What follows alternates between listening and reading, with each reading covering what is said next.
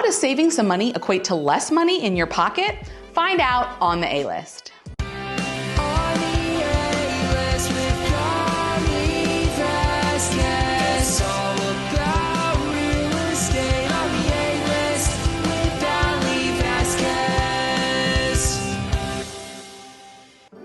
Okay guys, that's it. I'm tired of either not having this conversation or having people ask me in a scandalous way behind closed doors. Let's talk about money, specifically realtor commissions. Realtors are going to charge what they are going to charge. So let's start off with discount brokerages. Sounds great, right? You save a couple % on commission and the deed gets done no matter what. But how many times have you driven past a home with a discount brokerage sign in the front yard that just seems to sit and sit and sit, even in this market, for months?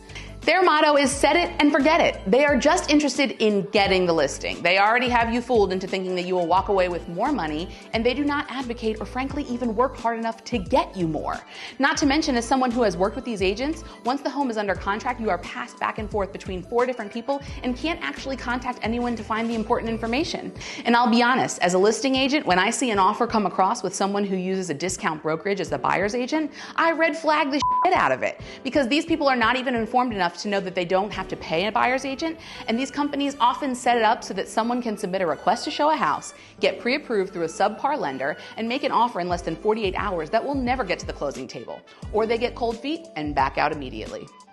I recently was at a listing appointment where a seller told me that the sale of his house would be rewarded to the agent who charged the least. As I told him, first of all, sir, that doesn't sound like much of a reward. And thankfully for both of us, I'm coming from a place where I don't need any sale. I've built my business to that place, and I'm exceedingly proud of that. Secondly, I charge what I charge because I am so worth it. I take care of a million things behind the scenes that you will never even know about because it's my job to make this as easy as possible for you. Lastly, if I sit here like a chump and roll over and take less money because you asked me to, can you imagine what's going to happen when people start lowballing your house? How much money will I be willing to sacrifice on your behalf, given our brief history together? Another example I hear often, I'm going to sell with my cousin or my friend because they're new to the business or they're part-time and don't have a lot of clients and need the money. I like to use the following analogy. Do you drive around visiting 2-star restaurants on Yelp because you want to go out and support someone who isn't producing results? No, you wouldn't put your gastrointestinal health at that type of risk. Don't do it with your big paycheck. And finally comes the issue of buyer discounts. There are a lot of programs out there where agents advertise that they will give back a certain percentage of their commission to the buyer. This is a prime example of caveat emptor. Let the buyer beware. Look at me using my Latin skills. These people are earning your business simply by advertising a discount and sitting back and letting consumers come in. And in a market that is so difficult for buyers, can you really trust that they will fight for you?